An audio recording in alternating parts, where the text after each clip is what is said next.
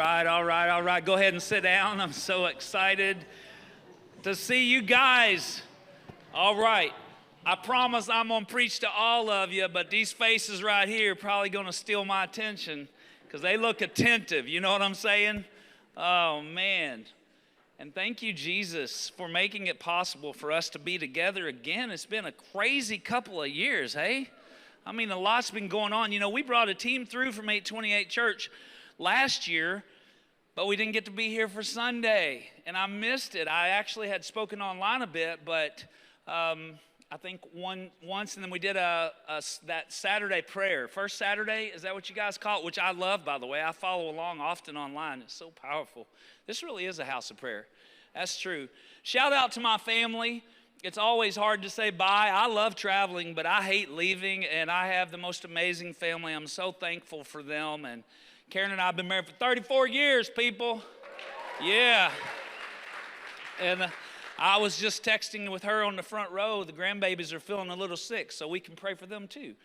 They're playing. She said they're still playing. They just have a croupy cough. So, you know, that's my favorite title isn't pastor.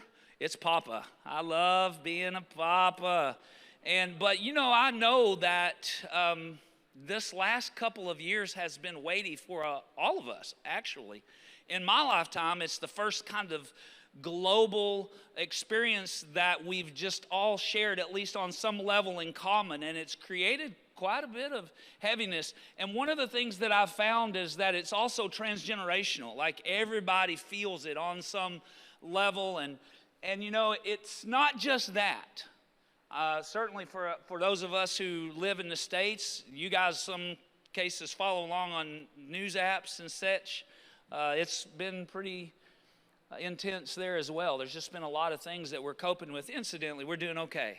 All right, I'll just report from that side. You know, God's good, and we're still walking in just abundant blessing. Then on top, though, of all that, I also follow along with some South African news. I'm one of the rare Americans who has South African news on my phone. So I pray for you all. I do. I know you have your own challenges. And then, even personally, we all have a story. And there's certainly lots that's good. Am I right? Am I right? We're blessed. But there's also challenges. There may have been some things that happened in your life or some struggle or situation you're dealing with even in this moment that can create a scenario where your heart's just really heavy or challenged. I want to speak tonight to that. I want to speak about having the heart of an overcomer. My point in this pre-preach palaver is that we all have some things we have to overcome. You know, like all of us, everybody, as we endeavor to do the will of God, we're going to face some obstacles. We're going to face some opposition, but I believe that God gives us the ability to be overcomers, to have hearts that stay strong in spite of the difficulty. I'll say it to you this way. We can be simultaneously beleaguered and blessed. Come on.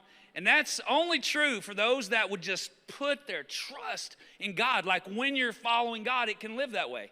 It's no grand surprise that we face difficulty. Jesus himself said, in this life, you will have trouble. But be of good cheer. Why? Because I have overcome. Hey, we're called to overcome too. Paul spoke to this kind of heaviness that we can face in Galatians. I knew y'all seemed blurry. Come figure it out. I was like, man, the longer I preach, the worse my eyes get. I have my glasses on. Galatians 6:9, he said, let us not grow weary while doing good. For in due season, somebody say due season. Patiently waiting to learn to be patient. Somebody? Okay, let me rephrase. Impatiently, if we're honest, impatiently waiting to learn to be patient. Come on, due season's coming. If, he said, if, it's a big if we don't lose heart. In due season, you shall reap if you do not lose heart. And then Paul wrote to the Romans in Romans 12:21 and said this, do not be overcome by evil, but overcome evil with good. So God's got a plan. That's my point. Like, God wouldn't have said those things to us in his word if he didn't have a plan for us to be able to pull it off, you know? Like, God legitimately has a design for us that will carry us through difficulty. He has choices that we can make. There's grace to make them. And in this world, if we just receive the counsel of the world and not the counsel of God's word, we would be led to believe that in many cases we should just give up. Like we should just tap out because it's just too hard. But that's not what God has to say to us. And I'll say to you that as a person who pursues God and God's purposes and sometimes also feels pretty challenged in that effort, it's hard when other people tap out. Anybody? Maybe you've had some friends along the way that just gave in to giving up. And then that becomes a little bit of the dilemma too. I'd say that's one of the hardest parts of this last season is seeing other people who are people of faith just kind of tap out on God. Listen, in these situations, there are times when we all feel like running. Anybody? Like when it's just like, man, this is just too much. I've had it, right? I've just had it. This is just too much. And I want to submit to you that here's a beautiful plan that's given to us by God. When you feel like running, run to God, not from God. Can I just start right there? When you feel like running, because we all feel like running sometimes. But when you feel like, I feel like running right now, right? Okay, go ahead and run. That's what I'd say. Just go ahead and run. But run to God, not from God. Are we together on it? Okay, so just make a plan in advance. Because here's the first choice Jesus calls us to make. Love the Lord your God with what? All. Come on, somebody. All your heart. A bit of the problem too, I think, and this is always true, but certainly in this season, is that we've kind of made a provision for giving God a little. I've seen a lot of Christ followers doing that in this season too. Kind of as you start to lose heart, you say, well, I don't want to completely tap out on God. It's not like I'm going to walk away. But you're doing less pursuing his purpose than you ever have before. And I submit to you that that's just slow death, right? That's no way to go with God, and especially not in the face of such significant opposition. And you can lie to yourself and probably even fool others. I'm personally very convincing, right? I am, honestly. I sometimes convince myself, no, I'm fine, I'm good. No, I'm good. I'm good. Yeah, I'm good. I'm good. I don't feel good. But I'm good. No, I'm good, right? But the word tells us that God doesn't look on the outside. It may be that you seem sorted on the outside, but on the inside you're struggling. And I'm not trying to speak that over your heart. If you're doing good, praise God. But don't lie to yourself. If you're struggling with heart, you've lost it a little bit, let's work on getting it back, right? I think that God wills for us to be honest with ourselves and with him, though he already knows. And he is not frustrated with you if you've been losing heart. He's just got a better plan. Somebody help me a little bit. Isaiah wrote and said this, a bruised reed he will not break, and a faintly burning wick he will not quench. God's not interested in somehow dousing the little bit of flame you've got left, but he is certainly interested in reigniting. That's why Paul wrote to Timothy and said, fan into flame, right? The gift of God that's inside of you. I'm going to ask this question and I'm going to move from it, but I just want to ask a real question. How's your heart? How's your heart? Not, how's everything going in your life? Not how's your money? Not how's your home? Not how's the grades in school? Whatever. That's not. How's your? All right, because some people struggling in school, but they doing good in their heart. Okay, I'll pray for you in your school too. Right. Or your job is going well, and it's not that there's even an issue with your marriage or whatever, but you inside, man, I'm struggling to have heart. The truth is, a strong and gifted athlete can look so proficient on the field that no one would know that deep inside they have a heart issue. You know what I'm saying? Like speaking in real physical terms. But that can be true, spiritually true. If a strong and gifted athlete has an unhealthy heart, there's greater danger for disaster.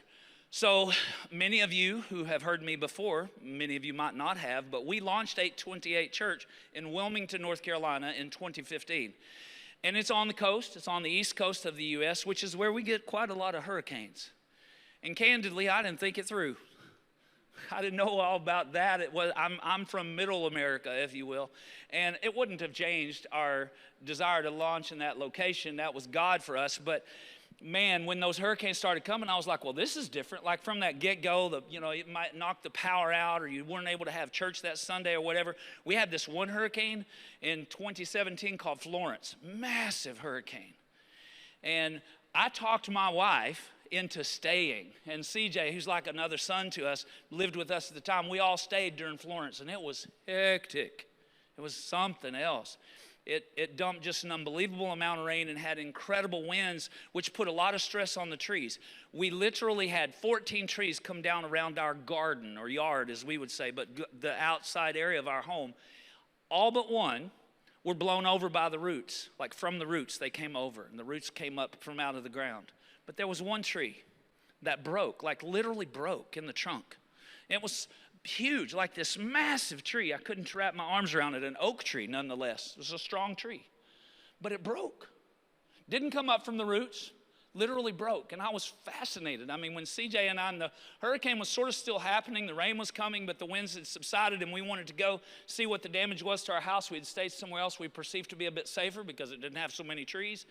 And we came over and saw that tree, and I went to see, and the tree, which had looked incredibly strong and healthy, had actually died from the inside out. And we just didn't know it until the wind blew. Right? I'll say this way to you. Giftedness can actually mask brokenness. You could even change the word giftedness there, I think, and say blessing, because God continues to love us and bless us, and maybe things are going well temporally. But I'm going to ask it again. I said I was done. But how's your heart? Right? How's your heart? No one is invincible. Life can be really heavy. When I was 16, there was a lot going on in my immediate family, especially a brother of mine that was struggling, and there was just some things. And my family, we grew up in relative poverty in that area, and my siblings sometimes had been bullied and such. And I'm an extrovert, but don't be deceived, extroverts can carry things really heavily. And it really weighed on me. And I actually wrote a poem when I was 16 years old, and this is what the poem says. Sometimes I wish I were away from all my cares that make this day a heavy burden in my heart. Perhaps the end would be the start of just another chance to feel the way I wish I didn't feel today. Another hurt I'd have to heal. Another scar would be there still from another time, another day, when all I did was feel this way. And for years, that poem's always meant a lot to me, but I hadn't shared it publicly because it didn't resolve. Like I wanted it to resolve, but it's real, and I thought it was valid enough even in its present form, but I prayed that God would let me finish it, because I wanted it to resolve. I wanted to see how God could make it come out, and I tried a few times, right? Like I tried to add endings. Once I came up with, but in the midst of my despair, I found someone who really cares, and I was like, that's terrible, right? This does not match. And then this last month or so, we've been in a series at 828 Church called Faith. Week before last, I preached a message called Faith Under Fire from the book of Job. I hustled through the entire book of Job in one sermon, man. You got to fly, right? Okay. And at the end of my sermon prep on a Saturday night into Sunday morning, I felt like God spoke to me and said, I'm going to give you the rest of that poem. Now, I should say to you that the entirety of 2022, I've been writing a poem at the end of every sermon prep, and I don't know where that came from. I mean, I always wrote a little bit of poetry, but apparently I become the poet preacher, so you can decide at the end of this evening if you're happy with that or not. But I'll go back to the beginning. Sometimes I wish I were away from all my cares that make this day a heavy burden in my heart. Perhaps the end is just the start of another chance to feel the way I wish I didn't feel today. Another hurt I'd have to heal, and yet the scar would be there still from another time, another day when all I did was feel this way. But faith provides a path to hope, more than just a way to cope. A different lens, corrective side, a light that shines in darkest night. To break the cycle of doubt and fear is to believe that God himself is near. He didn't leave when trouble came. When I was lost, he stayed the same. Never ever far away. He always hears me when I pray. More than just a faith facade.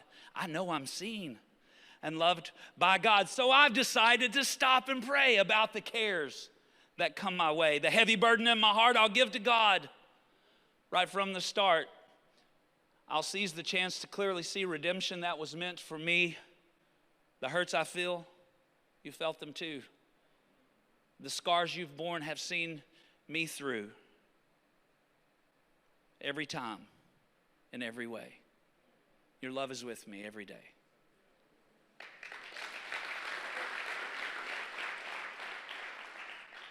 And I believe God gives us a path to hope, even when life is hard. And in fact, I want to just share with you 4 choices that I think are significant in that pursuit. And they're unique. There are a lot of other choices certainly that we could make. And I'll say this to you, that heart alone doesn't make you an overcomer, but you won't overcome if you lose heart. So these 4 choices. Number 1, dream God dreams. Don't stop dreaming God dreams. Just because your heart is heavy and you're walking through some hard times, don't stop dreaming. If you stop dreaming, you start dying. And I'm not talking about dreaming just earthly or temporal dreams. I'm saying dream about those things that have an impact on eternity. You know what I'm saying? Like build God's house and God will build your house. And God don't build on sand. Do you hear me right now? Like when the wind blows, all right, He will sustain you. Right, if you'll dream with Him. And He knows what's up, right? Like, are you ever a little conflicted or confused about what the path forward should be? I am often, in fact, almost always. That's why I go to God, right? Jeremiah 29:11, the second most Googled verse in the Bible. For I know the plans I have for you, declares the Lord. I mean, the language in that is strong. For I know, and declares. Not like, hey, I was thinking, if you're interested, I might could help you. No. Listen, over here. I know the plans I have for you, declares the Lord. And incidentally, they're plans for good and not for disaster, to give you a future and a hope. And when you dream with God, to build God's house and to build God's kingdom, vision for victory. Sheesh, a lot of what's happened lately seems to me is that we're visioning for survival. Come on, somebody, I'm going to say it again. Run to God, not from God. When you feel like running, run to God, not from God, and let's vision for victory. Let's run to the fight, not from the fight, because God is God enough for whatever we face. I love the story, right, of David rocking up in 1 Samuel 17 to a battle scene that was already set. Goliath had already been pushing back on the people of faith, and then here comes David. And David didn't say, okay, I see that you guys, you're in a bad space, so let me kind of help out a little bit. Let's get a plan for retreat. No, he said, okay, how are we going to take down Goliath? And if y'all won't do it, I will. Man, and I want to be that guy that steps up to the scene and says, God is bigger than Goliath. I've said it here a dozen times. If I've said it once, I'm going to say it again. Goliath is the underdog. Probably should put the mic on that side. Goliath was the underdog. My grandkids do that. Hey, you got your hand on the wrong side. I'm learning from them too. Help us, Lord. Yeah. In fact, a takeaway I want for us to consider is this. Everyone else considered the size of Goliath when deciding. David considered the size of God. Listen, applying faith to things in my life that haven't happened yet is life-giving. Do you understand? Like when my heart feels faint and I choose faith, my heart comes back to life. It's life-giving. And I'm not trying to boss God with my faith. I personally presently need some healing in my body, and I have for quite a long season. But I'm not bossing God about it. I trust Him. He's been good to me. But there had been a season where I stopped praying about it. Like I just stopped praying about it. And I'll say this to you. Faithless following is like running uphill without breathing. You can't do it for long. And God called me to pray again. He said, I know you're at peace, but I want you still to be persistent. Apply some faith because it's good for your heart. Right? To just remember that God is God. And you might be saying, well, I just don't see it. I don't see how my situation could possibly turn around. That's why they call it faith. That's why. That's why they call it faith. Listen, God created the universe out of things that were not seen. That's who God is. That's what God does. By faith, we understand that the entire universe was formed at God's command, that we know that what we now see did not come from anything that can be seen. Come on. Have some faith. Have some faith. And it's not a matter of having a lot of faith. Just take the faith you have and put it in our great big God. You understand what I'm saying?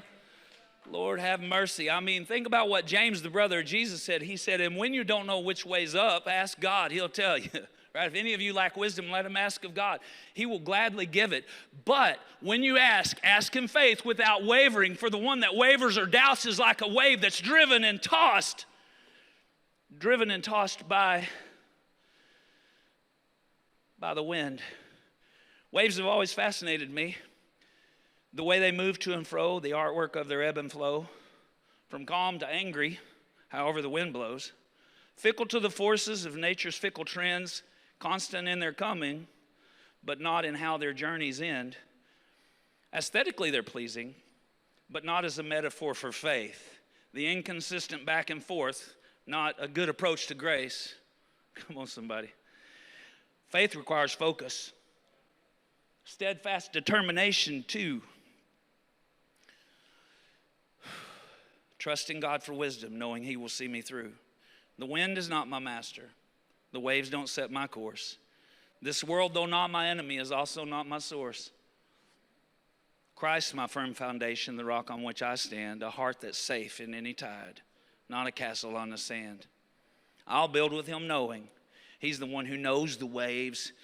He sees me when I'm hurting, and he can make the winds behave. The ocean still is raging. There's still a stormy sea. But I found peace in knowing there's a cleft in the rock for me. Hold on to some faith, family. Hold on to some faith. And then when you have faith, sometimes your prayers are going to be answered just the way that you wish they would. And other times, maybe it's going to be a patient, persistent waiting. Or maybe God's working out his will in a way that's just different and, dare I say, better than you would have perceived. Let me give you some other takeaway advice. Don't let what works go to your head. And don't let what doesn't crush your heart. Just have faith. And then thirdly, devote yourself to loving God and others. Maybe this is the thing I've seen people tap out on the most. You know, I'm just done with everybody. I'm just going to take care of me and mine. Right? I don't want to chase this kingdom thing anymore. And you know, when we start to withhold our love from others, we are not willing to be close to people. I get it. It was Shakespeare who said, he's not worthy of the honeycomb who shuns the hive because the bees have stings. I get why we would want to, but we'll miss on the sweetness of walking with God and loving this world. And I would say to you, even in my own heart, I love my family more deeply than I can describe, but I couldn't love them well if I rejected the love God has given me for the lost. I need you to hear that. Like, I love them honestly more deeply than I could describe, but I couldn't love them well if I rejected the love God has given me for the lost. For others, that would be depriving my heart of oxygen. Right? And that's what they call a heart attack, by the way. Back to what Jesus said in Matthew 22:37. I referenced it early in the message, and I'll complete it for us now. But you must love the Lord your God with all, come on somebody, that's today's big little word, all your heart, all your soul, and all your mind. This is the first and great commandment, but it's not the only one. And the second's like it. Love your neighbor as yourself, and love people with names and faces. Find somebody to be close to, and not just someone who loves you back. Like, let God pour out your love for people, and you'll never be empty.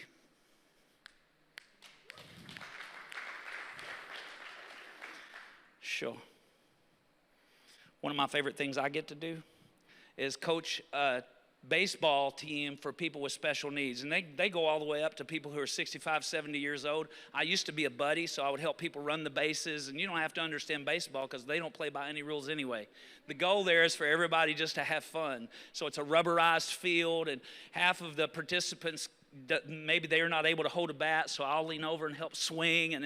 But it's just a special thing to get to do. And candidly, it happens on Saturdays, which is hard for me because I'm a late prepping preacher, which means I need my Saturdays. Help us, Lord. But it's so life-giving to be able to just go and love. And honestly, I get more from them than I give to them. I think we have a couple of photos to put up for you, but this one little girl, Olive, has been on my team for 3 years. And I can't even explain to you the life she gives to me. Sean and Aiden are incredible. But then also I have my own grandbabies. I mean, my grandbabies, I said it a second ago, I'd rather be called Papa than anything. But, you know, when my heart feels faint, And maybe in some other certain circumstances, I might even be tempted to give up. I'm not going to give up.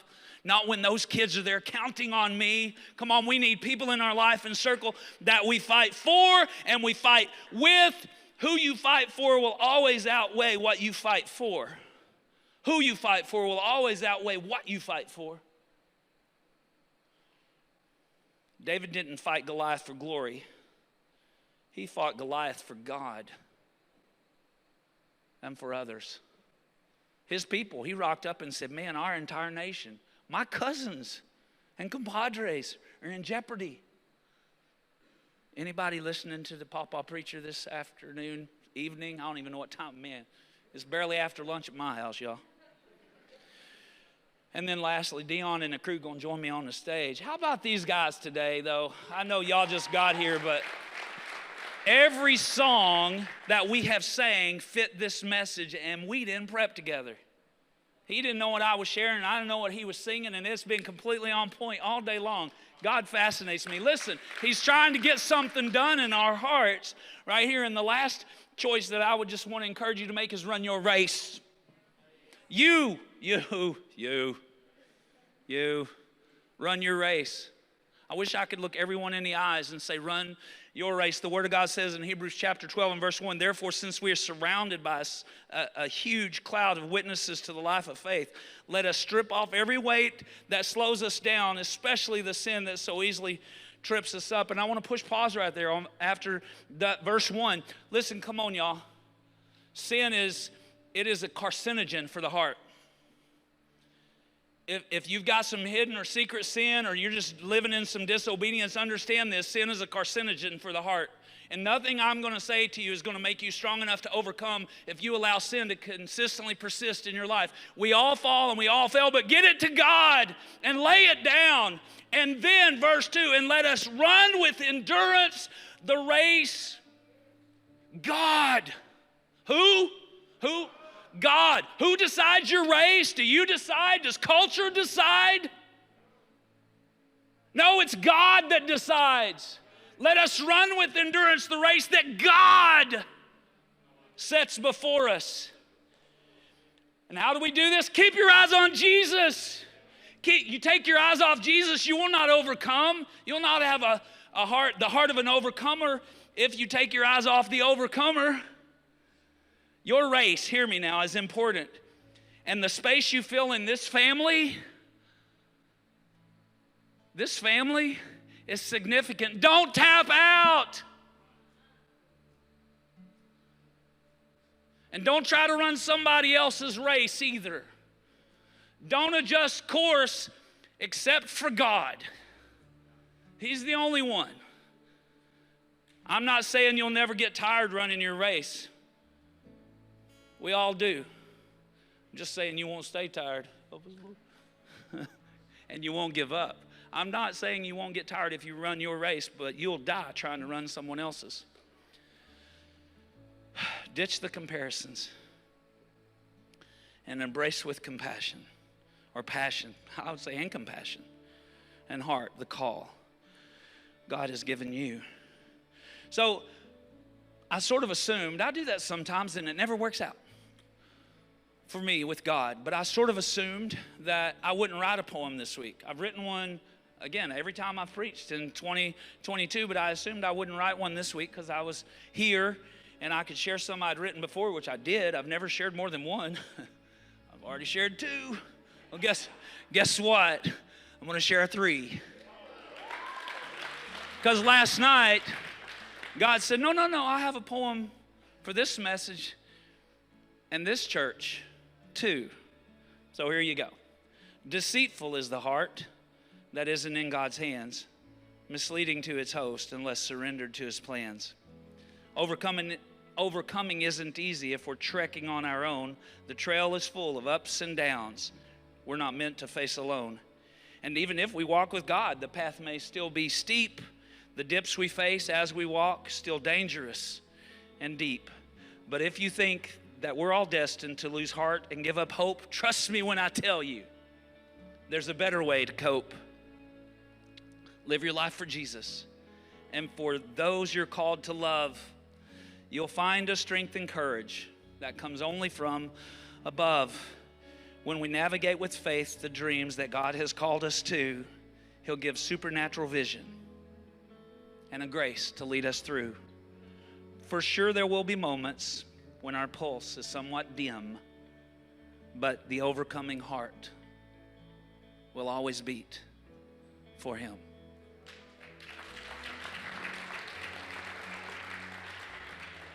Wherever you are in this moment, come on, somebody, run to God and give Him your heart and make the choice. Make the choice to dream again with God, to believe again in faith for the things that He wills for you, to love again wide open with the one who loves, with a love that is relentless, and then run your race. Run your race. And if perchance your heart is faint, the Word of God says in Ezekiel 36, I'll give you a new heart. I'll put a new spirit in you. I'll remove the stone heart from your body and replace it with a heart that's God-willed, not self-willed. Come on, Jesus, I pray in this moment, Lord God, that you would call us to you, to close, tight, and right relationship with you. If there's a heart that's faint or weary, or maybe someone that has just lost heart, God, I pray in this moment that vision would reinvigorate that heart, that you would call us again to all you will for us. God, help us through the difficulty. Those are real. The hard times are hard times for a reason, God, but you are God, and you are good, and you are big enough. I pray we would today vision for victory, and we would run our race. Thank you so much for watching our YouTube channel. We really pray that you find it helpful in your journey. And we also really want to encourage you to take your next step by signing up to join a small group or to do discovery. Thanks again for watching, and don't forget to subscribe and share this with as many people as possible. And we really can't wait to see you next Sunday.